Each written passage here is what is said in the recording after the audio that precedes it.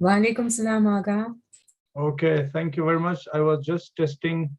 Can people hear me? Thank you very much.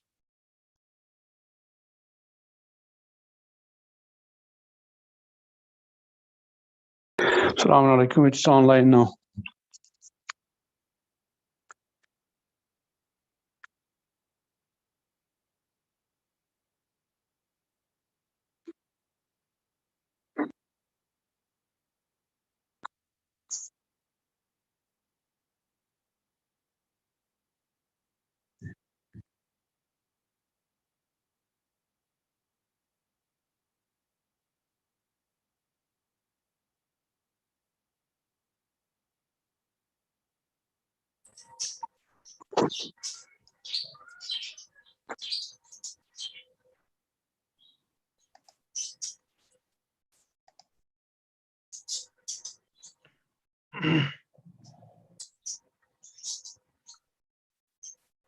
Assalamu alaikum. Assalamu alaikum wa rahmatullah.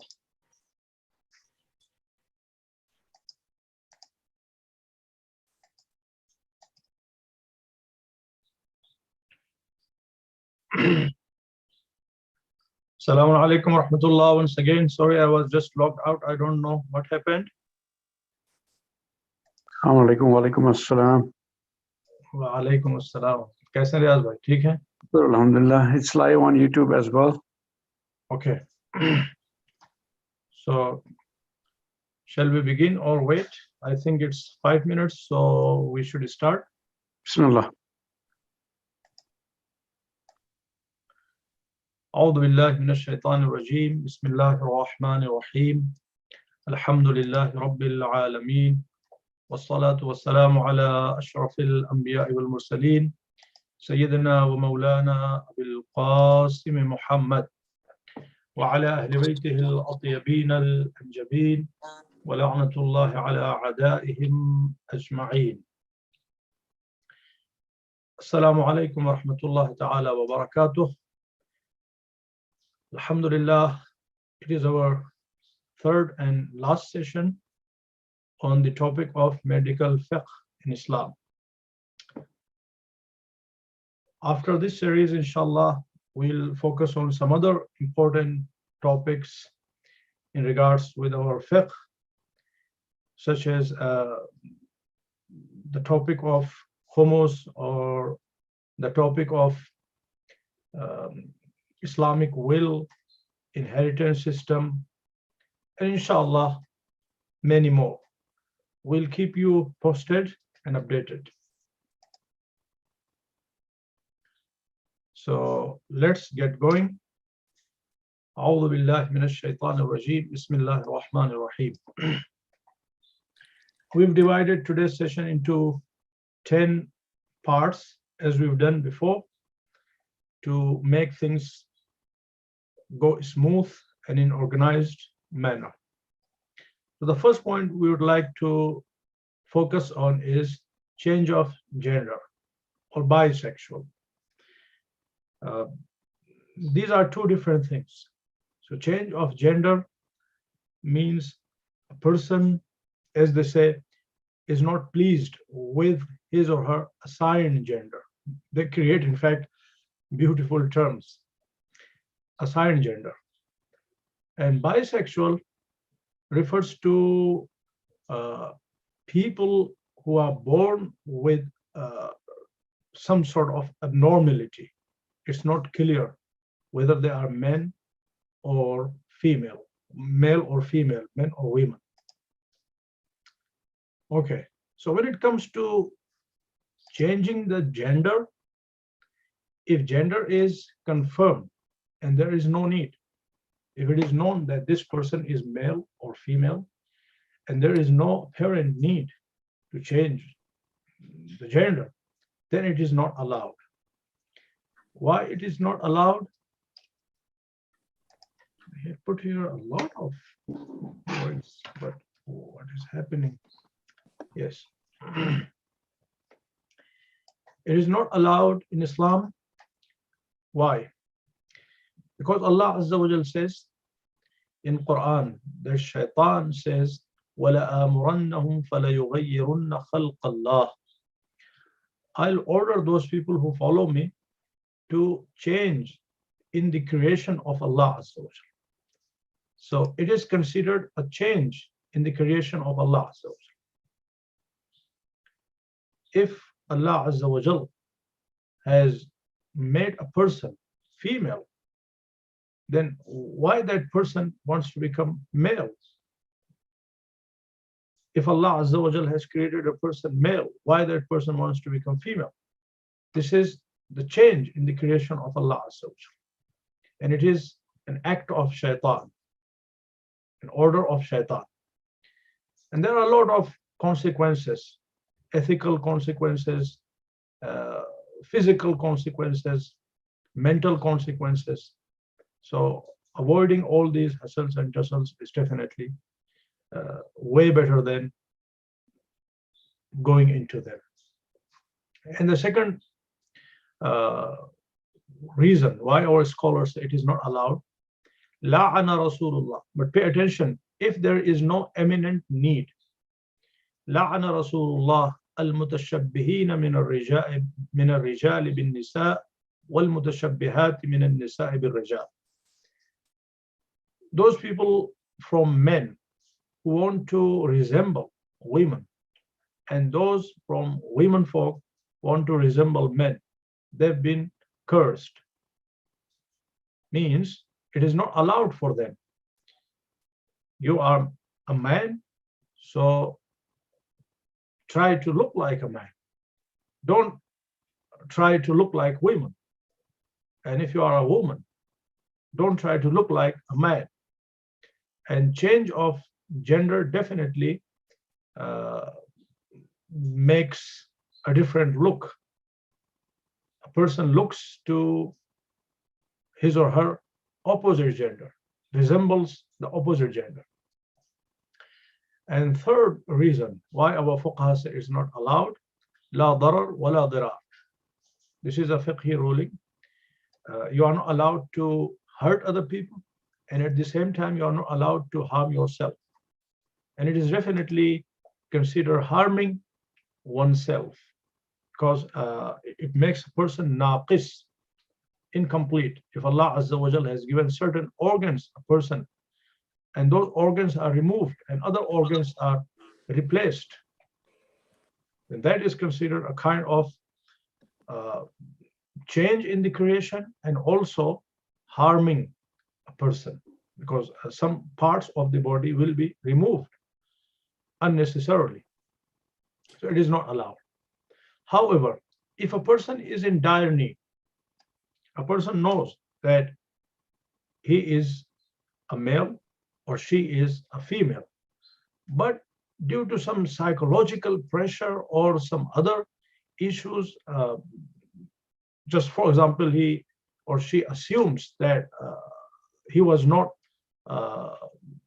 befitting with the gender he was born with, and the pressure that he's going through is mounting day by day until it reaches to the boiling point, to the level that this person cannot tolerate, cannot continue his life.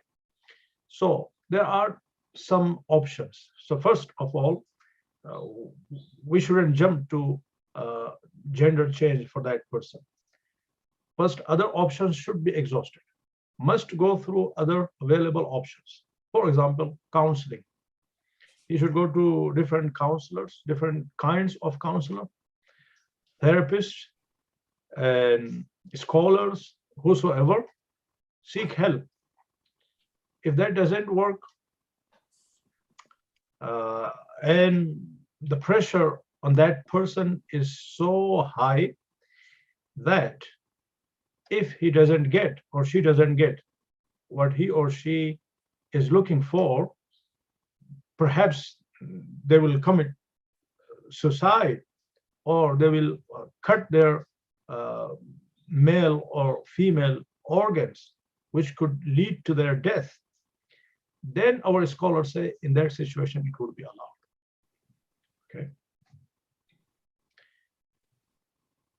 Now the question is, will practical fiqh rulings change according to the new gender? No, because originally that person was a male. So even though he has become a female, but he looks like female, originally that person is not a female.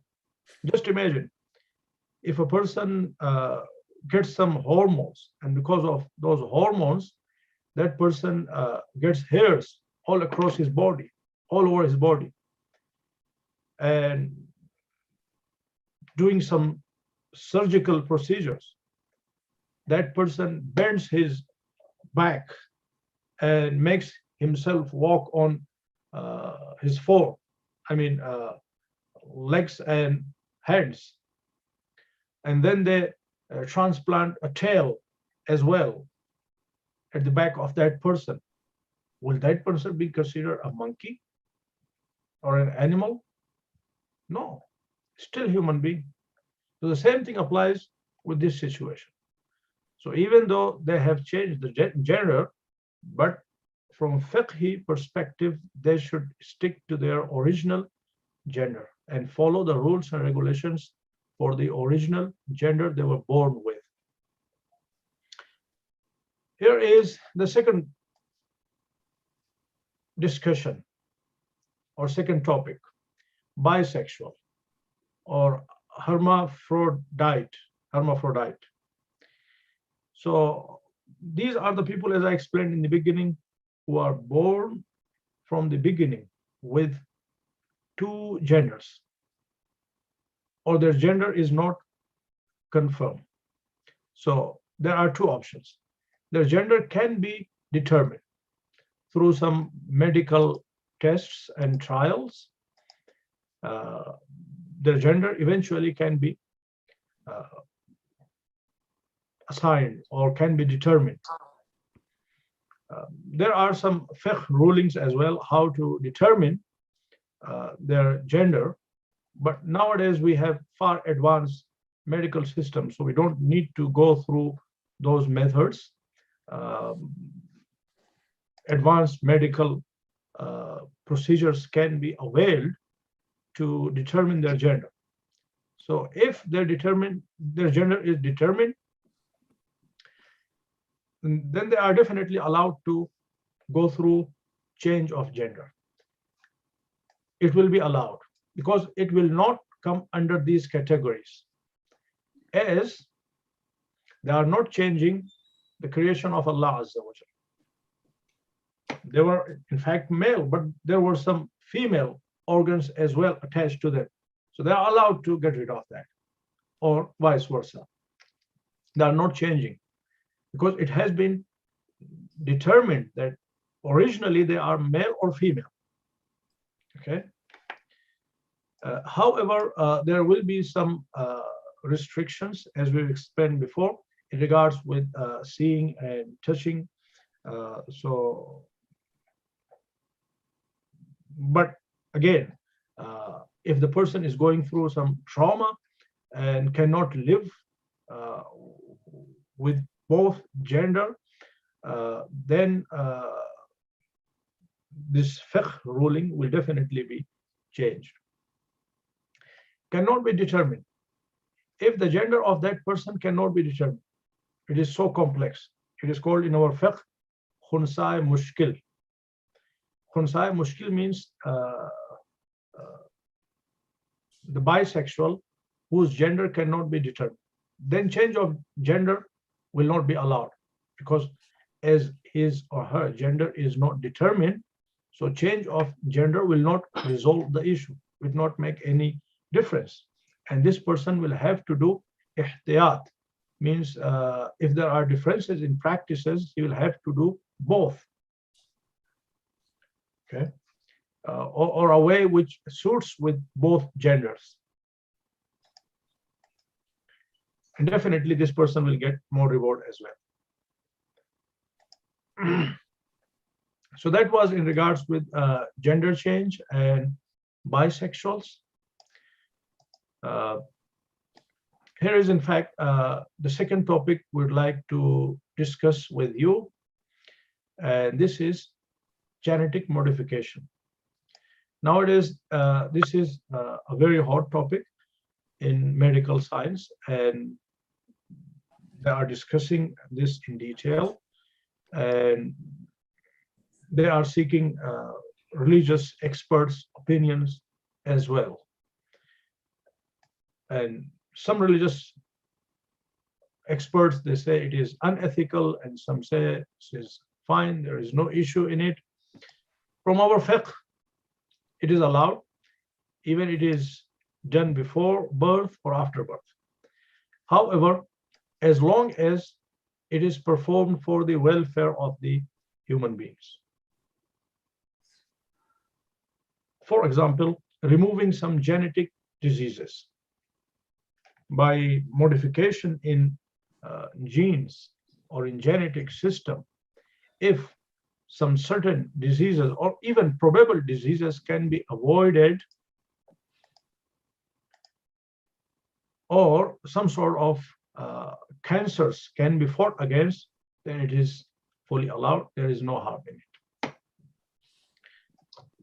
Moving to the third slide.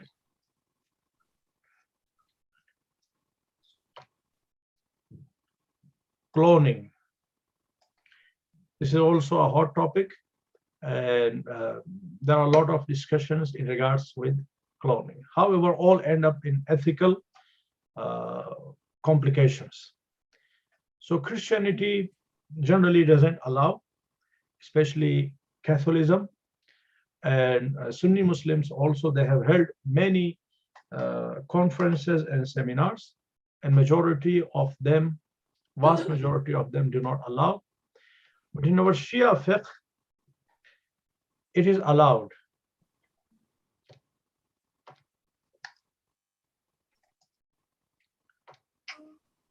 Majority of our scholars, yes, there are some scholars who do not allow, but majority of your scholars, including Ayatollah Sistani, they say in itself it is allowed, cloning. Whether this is for animals or for human beings, it is allowed.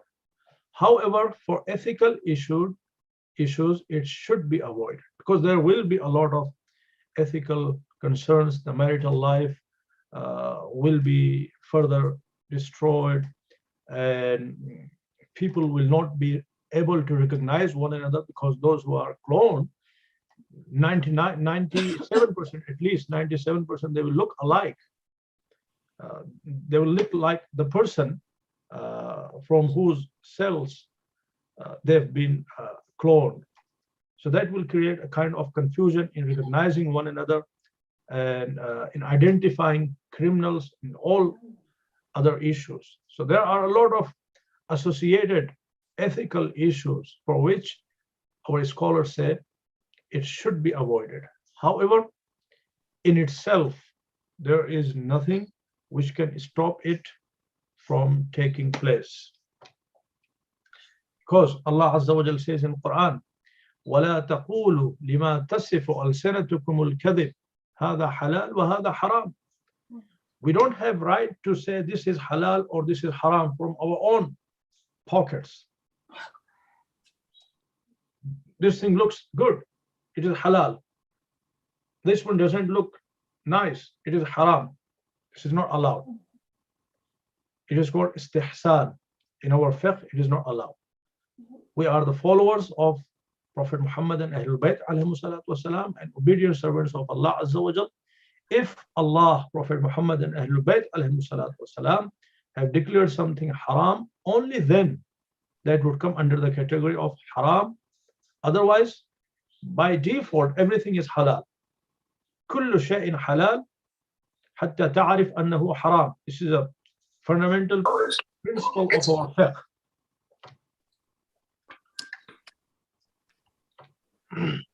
And also there is a hadith from Rasulullah sallallahu alayhi wa sallam. Al-muharrimu halal Allah kal-muhallili haram Allah. If someone makes something halal as haram, that individual will be considered like the one who makes halal of things Allah Azza wa Jalla has made haram. So there is no difference. Making halal haram is haram, and making haram halal is also haram. What is the ruling about animal cloning? As I said in the beginning, there is no problem in it. So Ayatollah Sistani's website clearly says that cloning for animals is allowed because there is no such issue of ethical concerns as in human beings.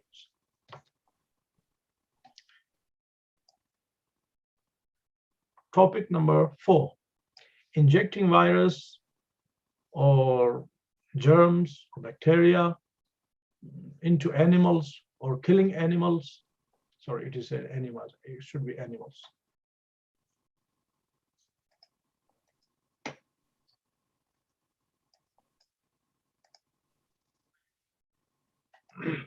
Is it allowed for medical purpose? The general law is in our fiqh, torturing or killing animals without any legitimate purpose is haram. Even hurting animals is haram. There is a riwayah in Usul al-Kafi that there was a devout worshipper of Allah Azza wa Jal, and he was busy in worshipping Allah Azza wa Jal, and there were some naughty children, some rough children. They somehow captured a bird, and they were just torturing the bird, plucking its feathers and body parts, separating its body parts. Eventually, the bird died. The bird was crying and making loud noises, shrieking, but the person, he was devout worshipper, so he didn't pay attention. He kept worshiping. He didn't go and rescue that bird. Hadith says Allah Azza wa Jal ordered that person to end up in hell, neglected all his prayers because he was indifferent to the creation of Allah Azza wa Jal. So if someone is being wronged, even though that is an animal, that is a bird, it is the responsibility of others to take care of, to rescue that creature of Allah Azza wa Jal. And there is a very beautiful letter in Nahj Balagha for Imam Ali alayhi salatu wasalam, which he wrote to the collectors of zakat. When you go to collect the zakat, and when you bring animals, you shouldn't be rough and tough towards them. If you can pass by pasture land, you shouldn't avoid. Just to make your journey a little bit faster, you shouldn't avoid that pasture land. You should go there and let the animals graze. And when you ride the animals, take turn. Don't ride only on one animal. If there are other animals, and if there is, for example, an animal which has given birth, be specifically considerate to that animal and its baby. And it's haram to milk the animal to its full. So there is nothing left for the baby. And overburdening animals is also haram. So if a camel generally can take, for example, 500 kg of load, overburdening that camel will be haram. Even our religion says if someone milks the animal, that person should shorten his nails, because if nails are big, they may hurt the animal when he touches the udder. So these are in fact the rulings of Islam to protect the animals. However, for some greater purposes, definitely Allah Azza wa Jal has given us the permission to use them in a way which is humane, which is still less pain generating and less hurting to them. So coming back to the point, for saving the human lives or finding cures or for the purpose of learning, if there is no other option, then it would be allowed, however, with due diligence and care. So for example, if by dissecting a couple of frogs, the job is done, then if someone kills another frog, then that would not be allowed. So it should be done in moderation and as needs require. Experimenting drugs on human, not allowed for both doctors and patients if it poses the risk of death or any serious illnesses. Otherwise, it is allowed with the permission of the patient. If permission is not granted or permission is not sought from the patient, then definitely it wouldn't be allowed.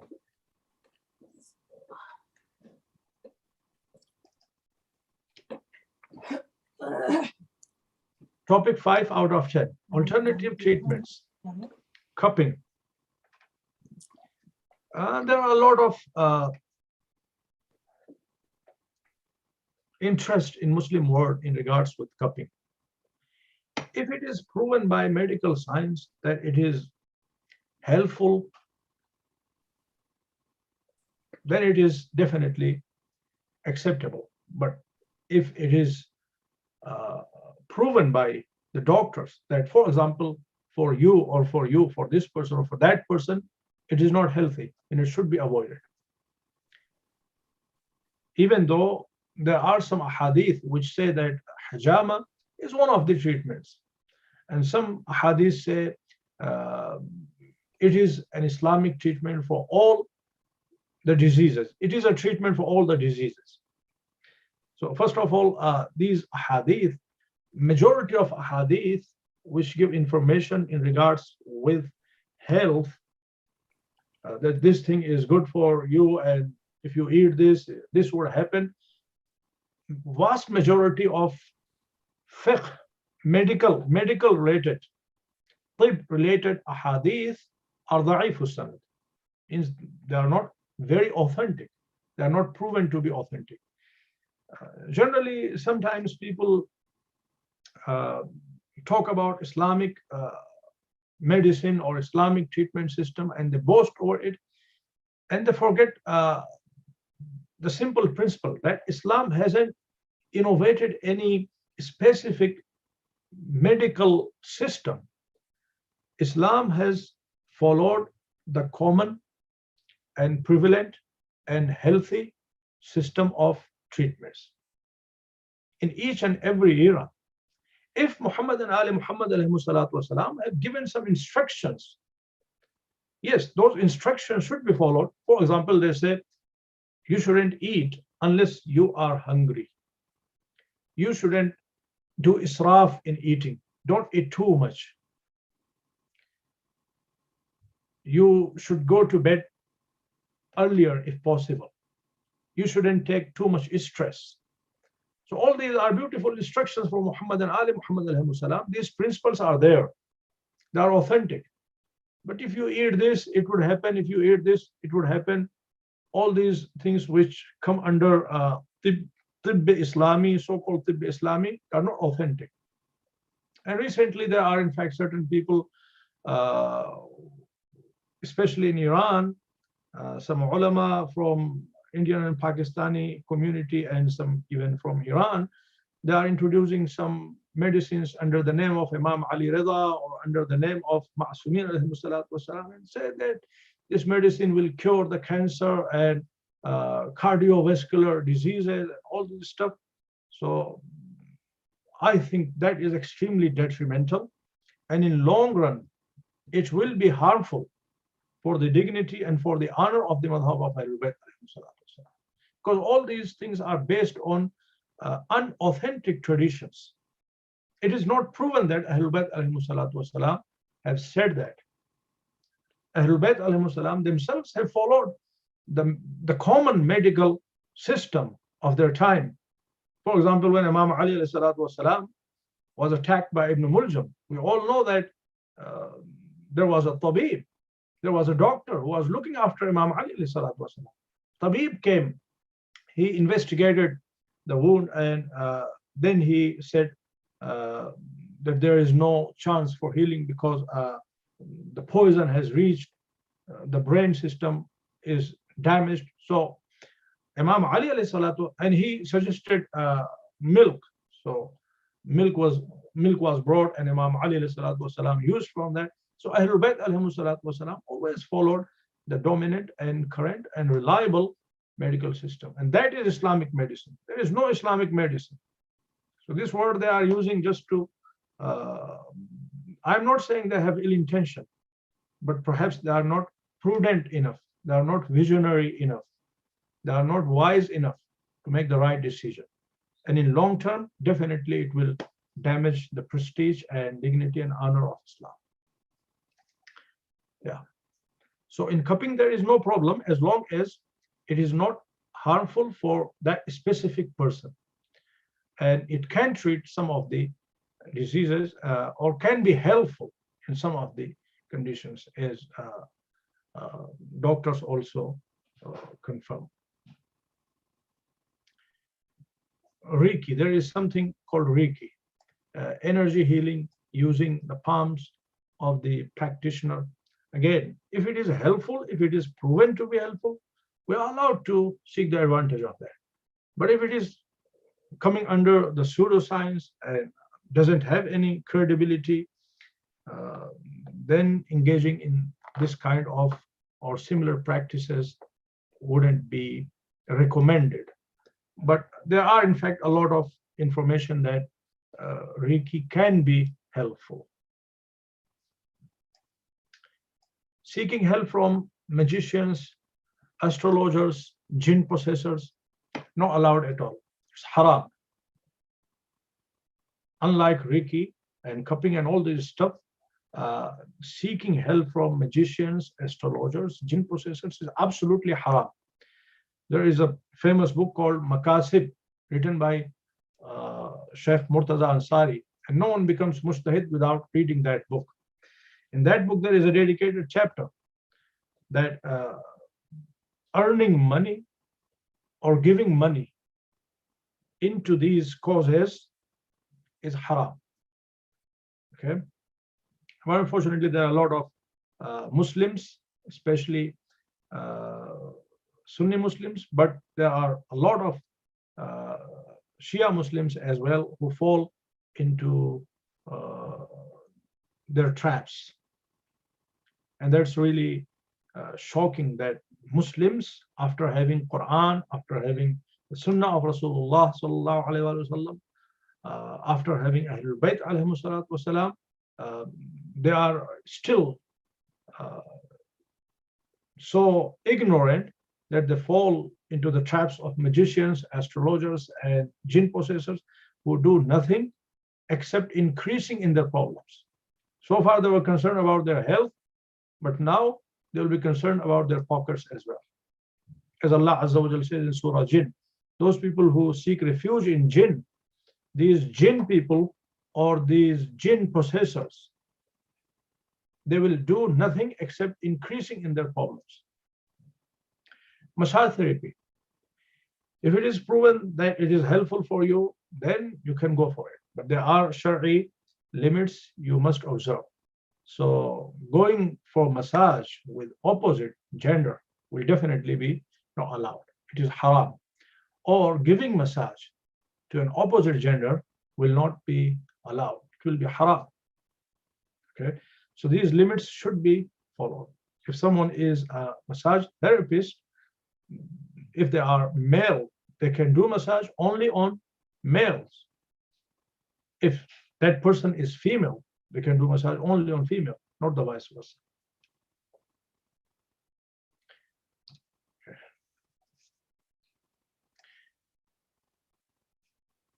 Topic 6, marijuana. Marijuana is used for two main purposes: recreational and medical. If it is used for recreational purpose, then definitely it is not allowed. If it is used for amusement or for just getting high or just for leisure purpose, then it is not allowed. But if it is used for medical purpose, then if the treatment depends on that, there is no other alternative. available, then going with that would be allowed. This is a general ruling. But if there are other options, alternatives are available, then going for that will not be allowed. And even investing in marijuana businesses will not be allowed. Selling marijuana, purchasing stocks of marijuana, or any kind of engagement towards marijuana will not be allowed. There are two main chemicals or components. One is called THC, one is called CBD. So in marijuana, generally THC is found, that is high. And in hemp, CBD is found. THC is the main psychoactive compound in marijuana. It is what makes people high. That's why marijuana is not allowed, but hemp is allowed. Because in hemp, THC level is too low that a person cannot be high. So the main compound in hemp is CBD. CBD doesn't make a person high.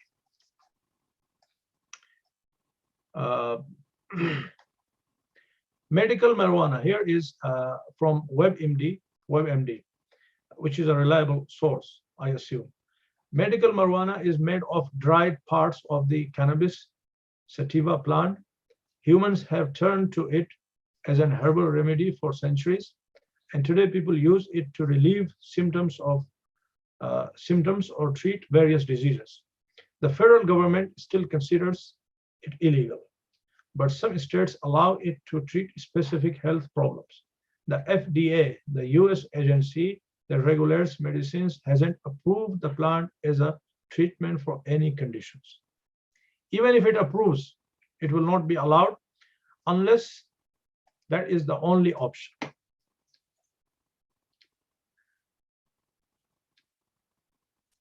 Smoking and vaping. What is the ruling in regards with smoking and vaping? If someone is a beginner, I mean, he's just starting or is just intending to start smoking, based on Ayatollah Sistani's ruling, it is haram. If entails serious harm, even in future, whether it is just probable.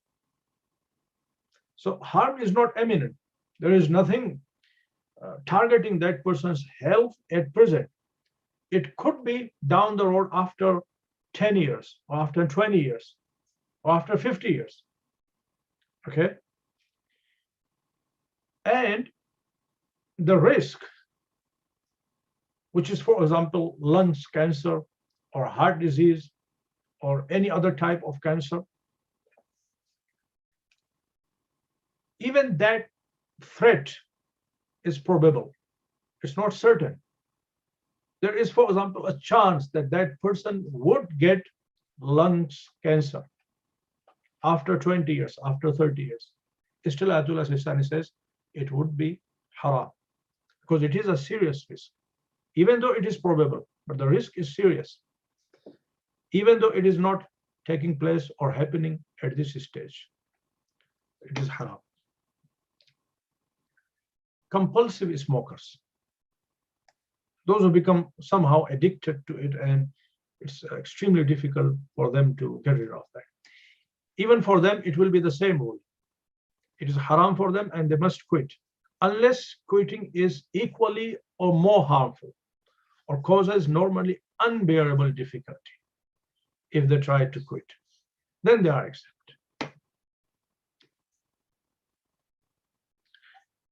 What about the passive smoker? Those who just inhale. They are sitting around those people who are smoking. Same as for the beginner.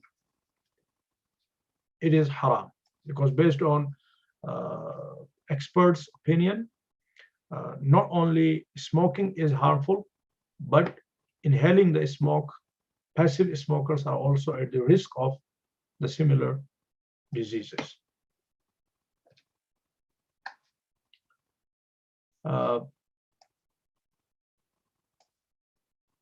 Rulings for mentally challenged people.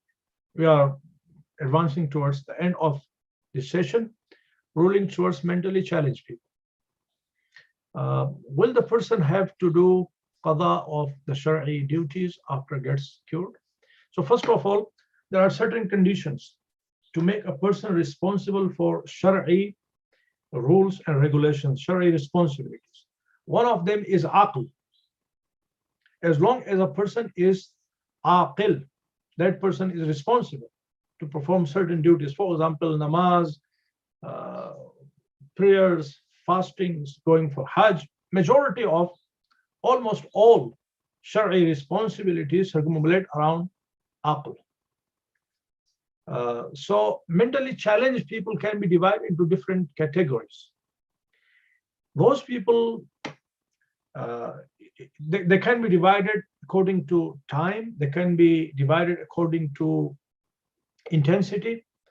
So for example, if a person understands the basic things, understands salah, understands Allah Azza wa Jal, even to basic level, understands his responsibility, and in urf aam, generally that person is called an aqil person, then even though he is a little bit of mentally challenged, but still that person would be responsible to perform his religious duties to the best of his mental ability. And this is in regards with the intensity. Time frame, some people, they are mentally challenged, not all the times. Some people are mentally challenged all the times. And some people are mentally challenged temporarily. So for a short period of time, they are mentally challenged, but after that, they are normal. So those people who are time bound, not all the time they are challenged. For those people, as long as they are in stable condition, they will have to perform their religious duties. But yes, when they are stricken by that mental condition, then their rulings will change. They will not have to perform those duties even after they get cured. Okay, so will the person have to do qada of the Shari'i duties after gets cured? For example, a person was mentally challenged for 10 years, and Allah Azza wa Jal bestowed upon him shifa after 10 years. So will he have to fulfill all his or all her missed obligations, such as fastings and prayers? No, he will not, because it was not initially wajib on that person. What makes wajib is aql, and that person unfortunately didn't have at that time. Who is the authority of such person? The father, the guardian. Okay, and if they are not available, then Shar'i Hakim. If they are not available, then any person who is a mu'min from the community, they will take care of that person, that person's affairs in regards with finances and all other businesses. Will the marriage be annulled? Yes, if a person becomes mentally challenged, and that is a kind of permanent condition, not temporary, or even if temporary, but it causes serious damage to the marital life.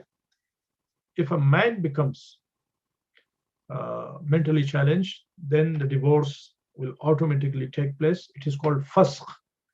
The nikah will become annulled, cancelled automatically, abrogated. But if a wife becomes mentally challenged, then it will not become annulled until the person, husband, divorces her.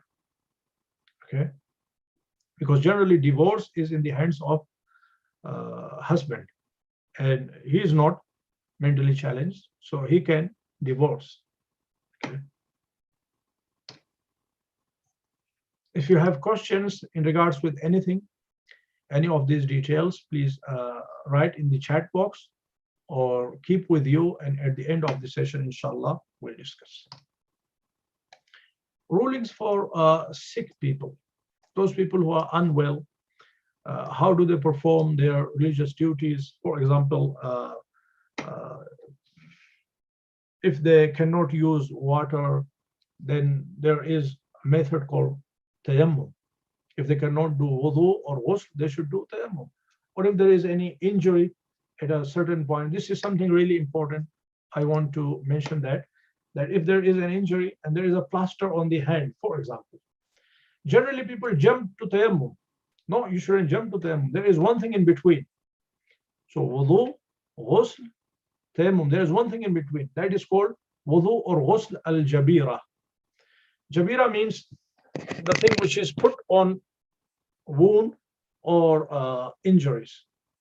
So for example, the plaster that you put on your hand, that is called jabira. So if there is a plaster on your hand, then you shouldn't jump to tayammum. No, you must do wudu al-jabira. So whatever part is healthy, you will wash it. But when you reach that portion which is covered by a plaster, which cannot be removed, because if you remove, then water will damage or deteriorate your condition, then you simply wipe your hand over it. Okay, that is called jabira. So it is extremely simple, and it will be considered a proper wudu, and you will be allowed to perform namaz and do all your religious duties as normal. And another point that I'd like to mention, there could be a lot of questions in regards with this topic. This is very broad, so I'm not mentioning all. I'll leave it with you. Whenever you have questions, you can call me. You can leave questions on our groups. Inshallah, I will answer to your questions. But one thing that is really important, some people, they perform salah on chairs. So they make a terrible mistake. They do the whole salah on their chairs. No, that is not allowed. For example, if they can stand up properly, and they can stand up, if they have come to the center, it means they can stand and they can walk. So if they can stand up, then they must do takbiratul ihram in standing position. They must recite surahs in standing position. They cannot say takbiratul ihram and recite the surah in standing position. Yes, if they cannot go in ruku, then after doing the surahs, they can sit on the chair and do the ruku in sitting position. And if they can perform ruku in standing position, again, they must perform ruku in standing position. And only for their sajda, they can use the chairs. Okay? And even their sajda, if they can perform sajda to the extent that it is called sajda by a person who is watching that person, if a person is watching, say, okay, this person has done the sajda. Again, they shouldn't pray on chairs while sitting on chairs. Okay. And last slide, rulings for pregnant women. The main rulings for pregnant women, where they differ from rest of women or rest of mu'mineen, is mainly fasting. So if a woman is pregnant and she has difficulties in fasting, if it is in the beginning, then it means that the pregnancy is really hard for that woman. And based on Ayatollah Sistani's verdict, she will have to do the qada. There is no kafara on her. But if fasting is difficult for the pregnant woman in the 8th and 9th month, it means that the pregnancy was normal. So she will have to do both. She will have to do qada as well as fidya, not kafara. Fidya means 750 gram wheat or rice or anything which is edible for poor people per day. So for example, if she has missed 30 days of fasting, just say 30 or 60 days, that is sufficient. And the similar ruling applies with the breastfeeding women. So if a woman is breastfeeding her baby and fasting for her is harmful for her health or for the health of the baby, then she can skip those fasts, and afterwards she will do the qada and pay the fidya. But if there are alternatives, for example, if cow's milk is available, which can supplement, so she has milk and she can breastfeed. However,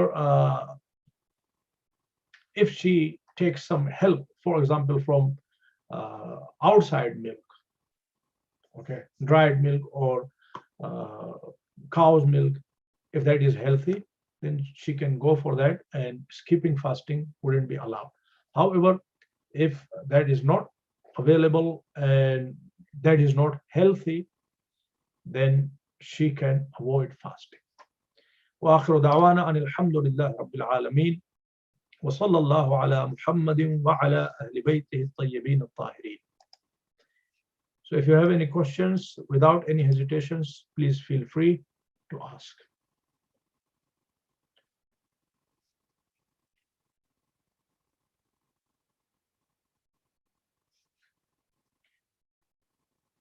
Okay.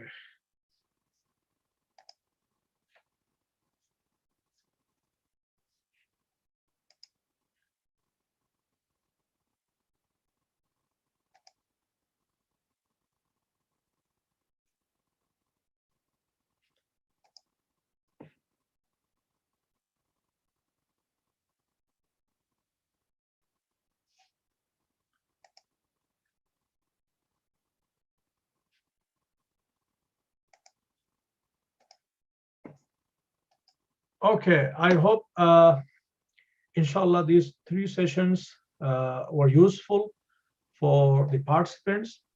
And as I said in the beginning, for our future sessions, we'll communicate with you once we decide the topics and the dates. Thank you for being part of these discussions. Inshallah, we'll try to compile a booklet out of these sessions as well, which could be, inshallah, helpful for those people who couldn't attend, and also for those people who did attend for their revision. Jazakumullah khaira. May Allah Azza wa Jal bless all of you. May Allah Azza wa Jal increase in His tawfiqat upon all of you. And may Allah Azza wa Jal accept us as His humble servants.